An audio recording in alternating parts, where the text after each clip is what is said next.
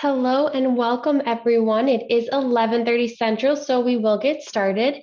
Thank you for tuning in to today's webinar, How to Use RealCare Baby in COVID Times.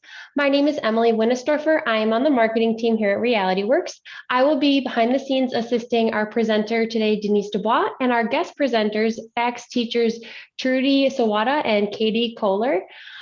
Denise is one of our product managers here at Realityworks and has been with us for a little over 10 years. She is a frequent presenter, trainer, and blogger, all things related to RealCare Baby and other related products. She has over 20 years of education, marketing, product design, and curriculum writing experience. Denise is going to be introducing Trude and Kayte, all great resources for today's presentation. But before we get started, I do want to cover a couple things. First, today's presentation is being recorded and all attendees will receive a link to that recording as well as a copy of the PowerPoint slides and links to the handouts that Denise will be going over. You will see that in your inbox within 24 hours after the webinar. We will have time at the end for a Q&A session, but please feel free to write any questions in the chat or the Q&A section located at the bottom of your screen. With that being said, I'm going to go ahead and pass things over to Denise to get us going. Thanks so much, Emily, and welcome to our session today. We are very excited to welcome two FACS teachers to be our guest speakers today. The first one will be Trude Sowada, who comes to us from Sauk Rapids, Minnesota, and the second one will be Kayte Koehler from River Falls, Wisconsin. So some of the things we're going to be discussing today will be how to successfully deploy Baby for remote learning. And we're going to feature not only Trude and Kayte's programs, but we also have a few other teachers who have submitted information that we'll be sharing as well. And of course, we've got a Q&A session that we will be doing at the end. So right now we are going to kick off with Trude. So Trude, take it away. Thank you, Denise. Like Denise introduced me, I'm Trude Sowada and I teach at Sauk Rapids Rice High School in Sauk Rapids, Minnesota. I've been teaching FACS for 11 years and I've been at Sauk Rapids for 8 years. And in all of those years, I've used RealCare Babies in one way or another in my child development classes. So here we use the babies in our Child Development 1 classes. Require the RealCare Baby experience as an assignment for all students enrolled. And each year we have 3 sections of about 30 students in each class. We have more enrollment for an additional section. However, we don't have enough hours in the day to teach all of our other classes. So those students are kind of waitlisted and hopefully in another year they get to take Child Development 1.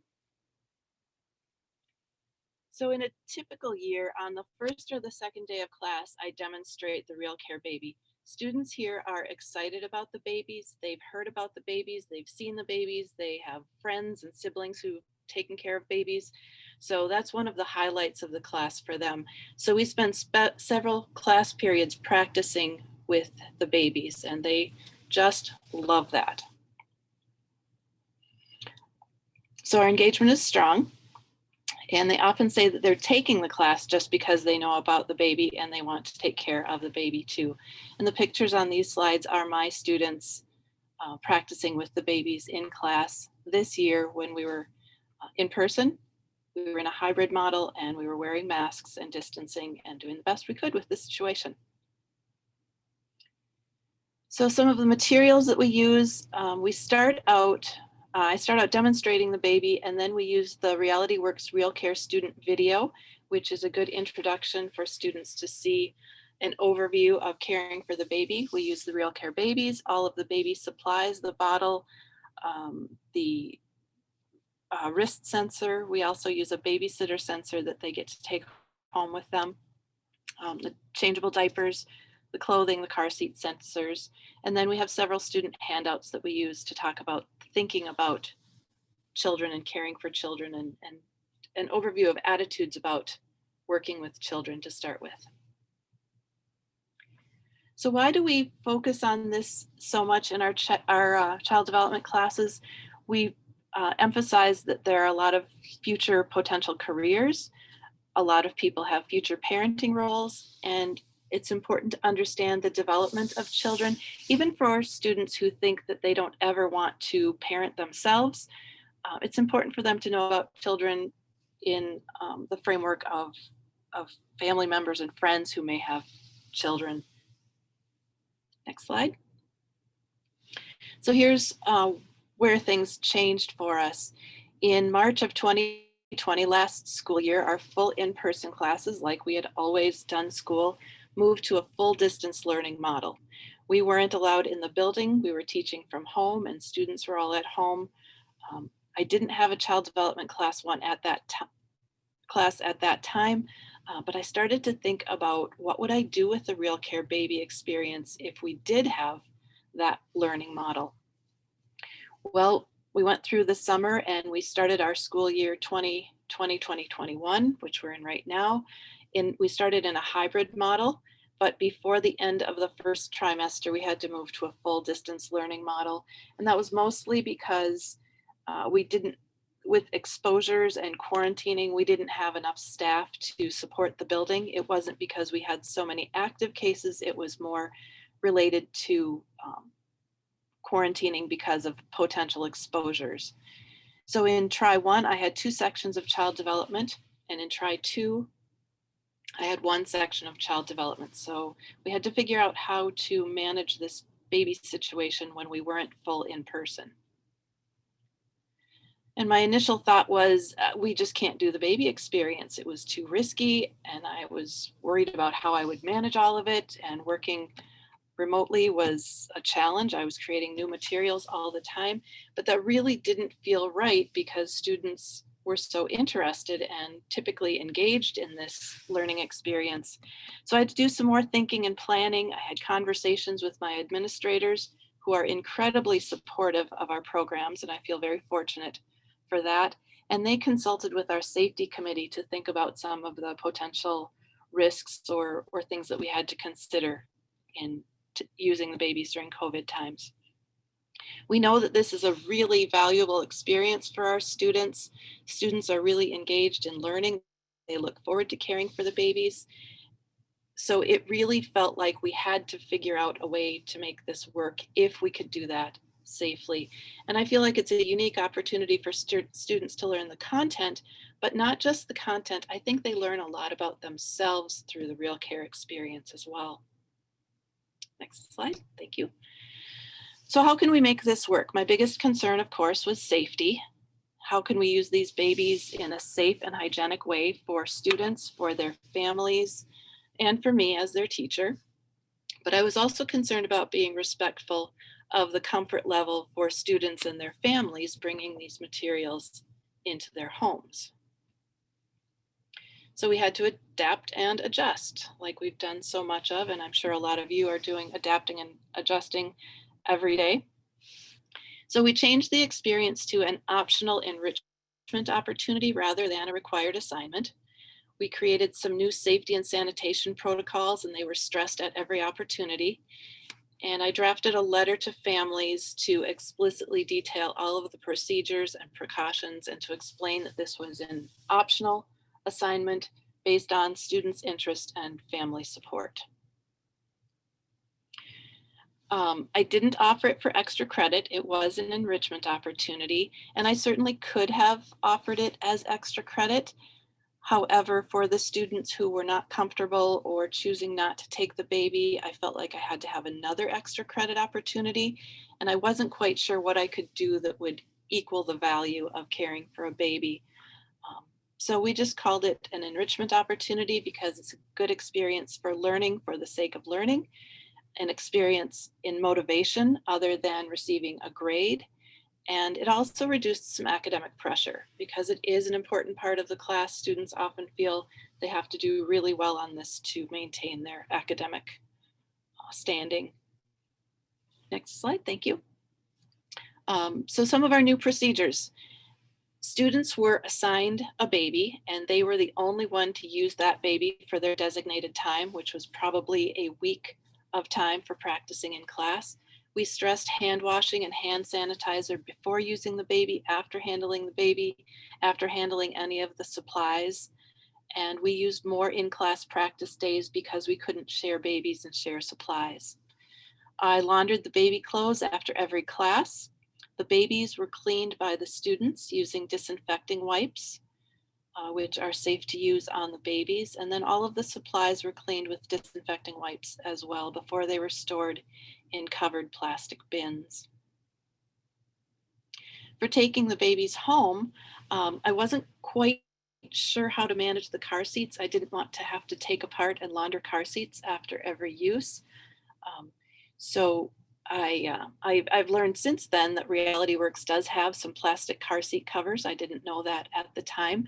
I considered using trash bags, but I didn't feel like that was modeling a safe practice that we would do with real infants. So it just didn't quite feel comfortable, because we try to make this as realistic as possible. So we cleaned the car seats with disinfecting wipes. And then when the students returned the babies on Monday morning, the car seats were wiped down and then they were left untouched until the next Friday. And according to our understanding, that was enough time for any potential bacteria or viral germs to not exist in that time frame. Students have always been allowed to choose their weekend, and again, they chose their weekend. The pickup was at the end of the school day on Friday, and then the babies were returned before the start of school on Monday. And for our distance learners, this meant that they had to arrange transportation to be at school for pickup and drop off when they were not regularly scheduled to be at school. So it was an additional level of responsibility for the students there. And I asked them to provide their own diaper bag instead of sharing our classroom set, because I didn't want to have one more thing to clean. When they were returned their babies, it was the students' responsibility to undress their baby and put the clothing in a laundry basket. Then they cleaned the baby again with those disinfecting wipes, and all of the supplies were returned to their storage bins, and the babies go in their charging cases. And I have a set of 10 babies and 2 of the Realityworks storage charging cases. Students did a reflection assignment, but it was not graded. And then we reviewed the RealCare Baby reports to see how their level of care, see where they missed care, and an overall score. So how did it go? I think it went really, really well. I had fewer students participate than initially showed interest. So at first, everybody was going to do this in the class, but then as time went on, maybe they had some scheduling challenges, or they just decided they weren't as interested, whatever their reasons were. I also made it a requirement, since this was an enrichment opportunity, I made it a requirement that they couldn't have any missing assignments to have permission to take the baby. And that was supported wholeheartedly by my administration. We've had a lot of trouble with turn-in and work completion during our hybrid and distance learning. Families were very supportive, as they usually are. I've rarely had a parent that wasn't supportive of their child participating in this experience. And then after, they almost always say, oh, it was such a good experience. My child really realizes how much responsibility it is to take care of a baby. And the students were engaged. They took responsibility. And I think they were appreciative of the opportunity to take care of the babies. Even though things weren't normal, it was one of our normal activities that we got to continue in a slightly modified way. Thank you very much, Trudy, for all these helpful tips on using RealCare Baby in COVID times. I'm sure that our participants have found a lot of things that they can take and use in their programs right now, especially if they're remote. We are going to move on to our next speaker is going to be Kayte, and she's going to be sharing some additional ideas for how she used RealCare Baby in an online environment. So Kayte, you can take it away. All right, thank you. So again, I am Kayte. I'm from River Falls High School, and this is my 5th year here. So it took me a while. So some of these things that I'm going to share is maybe there's some new teachers out there that are looking to really help emphasize things. It says that I'm muted. Denise, are you able to hear me? I can hear you. You're fine. I'll turn my, okay. Oh, muffled. Hopefully, okay. So anyways, preparing the students for baby, I kind of just thought of like different things that I've learned as a newer teacher. And just really making sure that students feel comfortable with it. Similar to what we just kind of heard about, allowing students in class some time to get to know how to operate baby, or just to know kind of what it's going to sound like and what things might to expect. I've noticed that that really helps to have a day to go through that. If you want to go to the next slide. Thank you.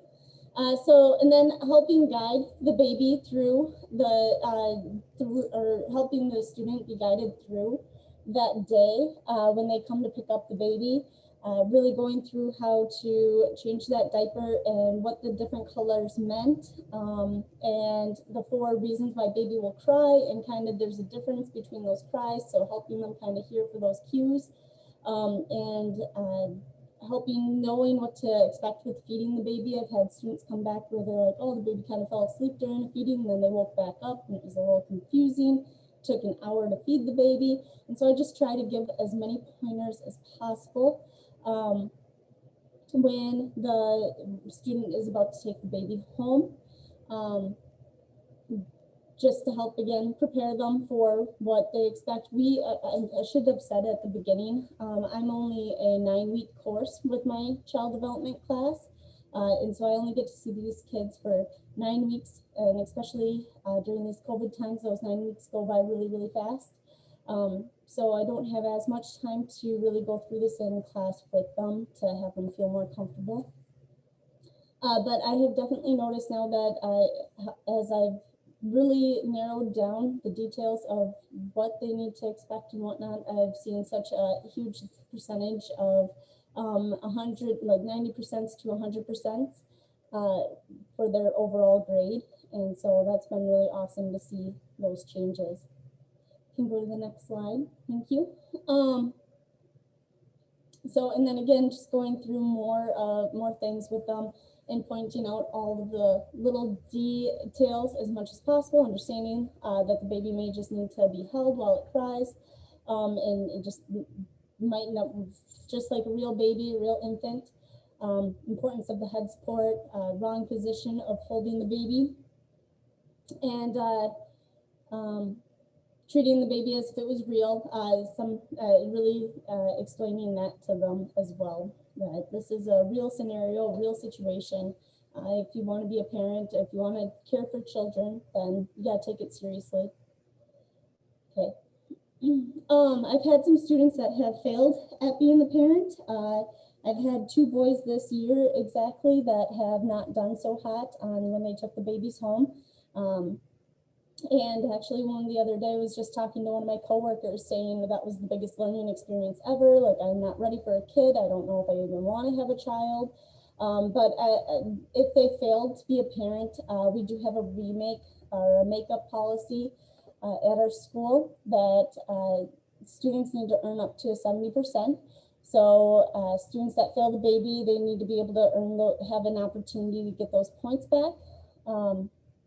And so I have them write a paper with some criteria for students that need to earn that points, and they can tell me exactly, like I'll go through the stimulus or whatever on the evaluation and kind of look through and see what they did wrong and bring it to their attention that they need to write on.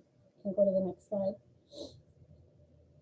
So these are just some of the questions that I've used. Again, it's been mainly gentlemen. Sometimes it is females though that I have, but kind of asking them why is the father so important to having a baby's life? What is the most important challenging part of caring for the baby? What was your biggest takeaway? Sometimes the baby comes back with shaken baby syndrome, so I ask them about that scenario. And ask them about the head support. So these are just some questions that they can reflect on and kind of give me more of a powerful statement. You can go to the next slide. So during COVID times though, I was pretty gung-ho that this is a very important experience for students, and that we still need to make sure that they get these opportunities, and my school district was right on board with it, which was awesome. I just made sure that sanitized the baby in between students. They kind of most likely had a 24-hour period before another student would take it home most times, but I'd be able to wash the clothes. There was a few situations where I had to go pick up baby because the student, someone in the household, or they were close contacted or something. And so I quarantined that baby. And so no one was able to touch that baby for 48 to 72 hours. And then I would personally go and drop off and pick up baby if needed. There were some students when we went fully virtual again in the November through December. There were some students that I couldn't say no. So I just would go and personally deliver the baby and pick it up for them. And we would go through all the scenarios on the front porch while the student was inside the home and I was outside the home, and we made it work.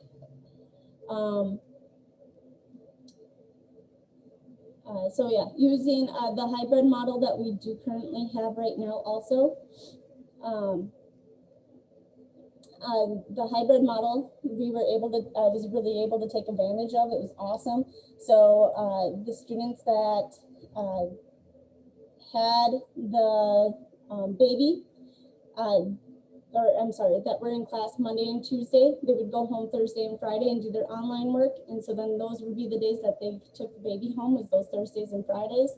And so they were fully with that baby for 48 hours. And I have 3 babies, and I had about, I'd probably around, usually my class sizes are about 20 to 30 students. Yes, and the diaper bags get laundered. Yep. So everything can be washed. Oh, oh wow, you have 10 babies. Holy cow, that's awesome. Okay, you can go to the next slide. Okay, so. Well, great. Thank you so much, Kayte, for sharing your practices for how you've handled both hybrid and remote learning. I know everybody, anything you can glean from other teachers and what's working is really helpful. And I love the idea of you quarantining a baby and not touching it, because that's a lot of what we're dealing with in real life. So we've had a few other teachers come to us with some of their best practices and how they are making things work around the country. And I just wanted to highlight a few of those programs and what a few other teachers are doing. So we have one, Amy Woodell. She's from Bluffton, South Carolina, and she has 50 babies in her program. She's a bigger program, and she also uses Shaken Baby, Fetal Alcohol Syndrome Baby, and the RealCare Drug Affected Baby. But she initially uses RealCare Baby to grab and keep her students' attention. So according to her, she said her students finally woke up and participated in virtual classes the moment she introduced her infant simulators. She said, I began to introduce different elements of the RealCare curriculum, and it brought my students out of their slump. But before introducing her virtual students to those infant simulators, she spent time testing various lighting configurations and computer placement. And she quickly realized how helpful it was to have a second monitor. And she uses one with a webcam, and she uses the other to show her lesson plans. She'll spend a few class periods discussing topics like the Shaken Baby, the fetal alcohol syndrome, infant health and safety choices. And then she spends a few days discussing specific features of each simulator. And her goal is always to help prepare her students for what they're about to see and to generate excitement before she displays her infant simulators on her webcam. So she turns that webcam camera on, and the moment she does, she says those students come alive. Now, she also wants to create a safe hands-on experience. So she welcomed 2/3 of her students back to in-person teaching, while 1/3 always remains virtual. So she made plans to enable all of her students, whether learning in person or virtually, to check those babies out for an overnight simulation experience. And then when the baby is returned, she cleans and sanitizes the simulator and its clothing, and she leaves it sit out for a week before the next group of students takes it home. So she says you really have to have good instructions, but they're happy to do it. Really, the babies have brought normalcy back to the classroom. These students can't touch anything, and they can't participate in group activities, but this curriculum and these babies and what they help teach is so important. We have Cheryl Beckman in Green Valley at Green Valley High in Missouri. And she said when school resumed in the fall, she had 2 child development classes that were blended for about 2 weeks and then entirely remote due to staffing issues. And she knew she had to find a way to conduct her baby program since many of her students looked so forward to it. So she said a lot of my students take the class simply because they want that infant simulator experience. So she went to her administrators and said, we need to figure out a way to make this work and so that they can still get that experience. So she scheduled her students to come into her classroom one at a time every 15 minutes. She separated each baby and supplies in, spaced apart. She labeled the piles, and then she individually walked each student through the basics. So the students came in, they dressed the baby, and she made sure it was secure in the car seat, and then everything else they learned remotely. She posted the RealCare Baby Participant Care video in her Google Classroom, along with a screencast she created about caring for babies. She also posted the reading materials and conducted a live demo with baby in demo mode via video conference. And so that's how she made it work in her situation. And we have Melissa Priester from Grays Lake, and that's in Illinois.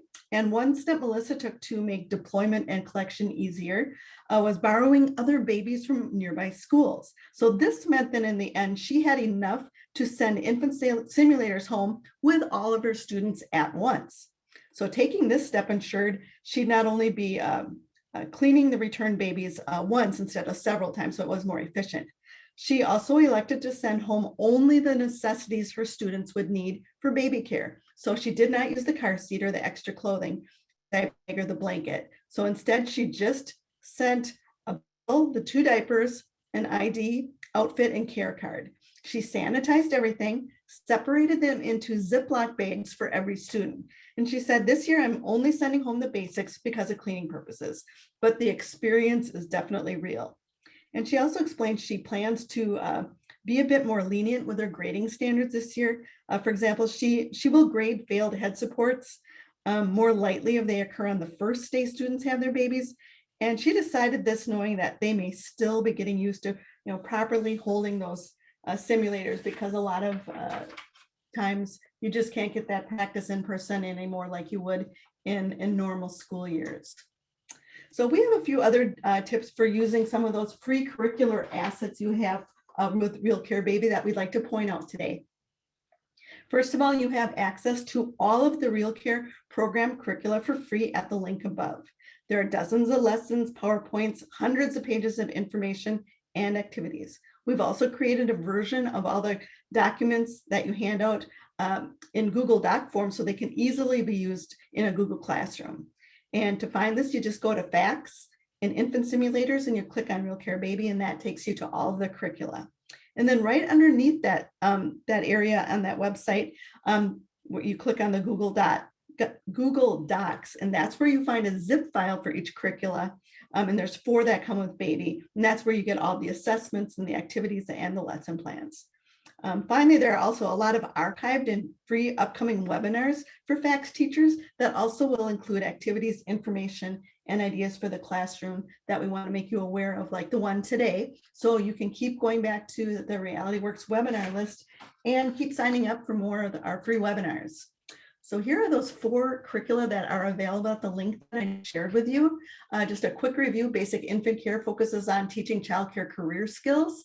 Healthy Choices teaches a lot more on pregnancy prevention and relationships, sex education topics. Parenting is truly for more child development and parenting courses. And then we have the one that's dedicated to the middle school student level. That's called Life Skills and Healthy Choices.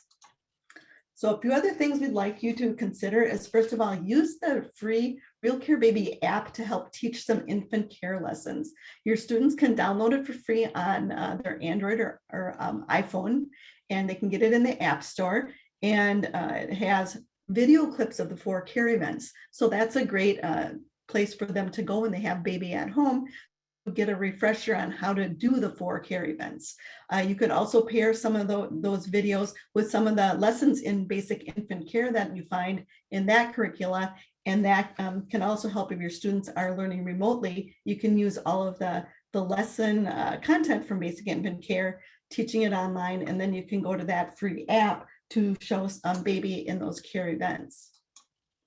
Now, we also have a 9-minute participant care video that some of our guest speakers have already said that they use. And again, it's great to go through that before your students have that in-home simulation experience. It's only 9 minutes, but it shows, again, the 4 care events and what to expect. So it's a great tool to have to use.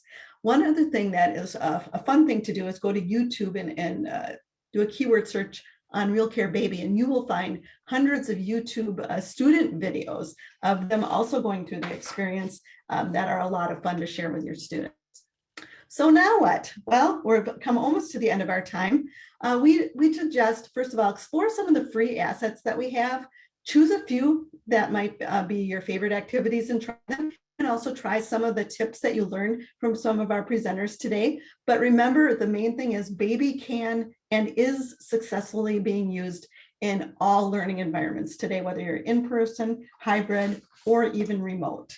So at this time, I'm going to turn it over to Emily, who's been watching our chat for our Q&A. So Emily, would you like to share some questions? Hi, Denise. Yeah, so we're getting a lot of questions about how to launder the clothing and the accessories. Just are they able to launder the diapers and the clothing in the washing machines? Yes, they are. You can wash and dry those, and it does not hurt the chip that is inside of them. We do recommend don't use bleach because you don't want to change the color patch, especially on that diaper, but they are launderable. Awesome. And then I actually just in the chat, we have an article on suggestions for disinfecting and cleaning the baby. So there's just some suggestions in that handout, in that link as well. So and then we did have some questions on different sanitizers, on what to use for that. That's also in that link as well. We do recommend using an alcohol concentration of 60% or greater, and then also avoiding bleach on the babies when disinfecting them. And then Denise, did the teachers send out car seats, and how did they wash the car seat covers? That's a question that just came in. We have had some teachers ask us, if we recommend washing them because they are clunky to take off and on all of the time. That is why we came out with our disposable car seat covers, because customers didn't want to have to keep taking the car seat covers off and on all the time. So that's how we've handled it.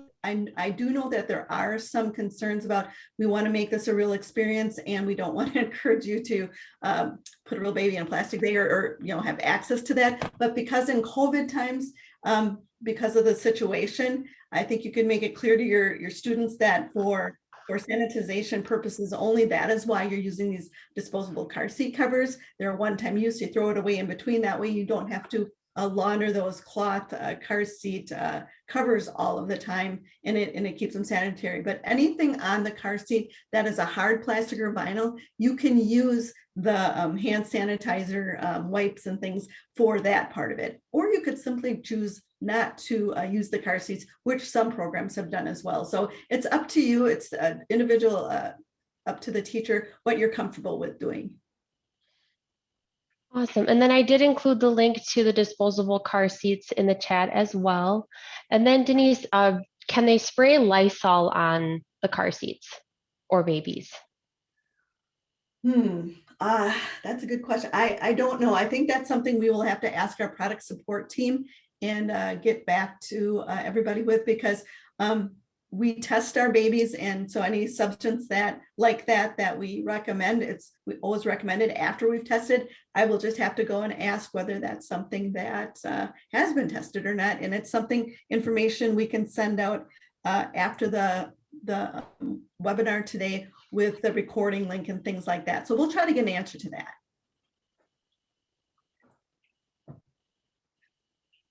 Okay, I'm not seeing any other questions coming in. I'll give it a couple more minutes. Well, we'd like to thank our guest speakers for providing a lot of the content for the webinar today. They're making it work and making it work beautifully in their programs, and we really appreciate Kayte and Trude taking the time to share their tips today.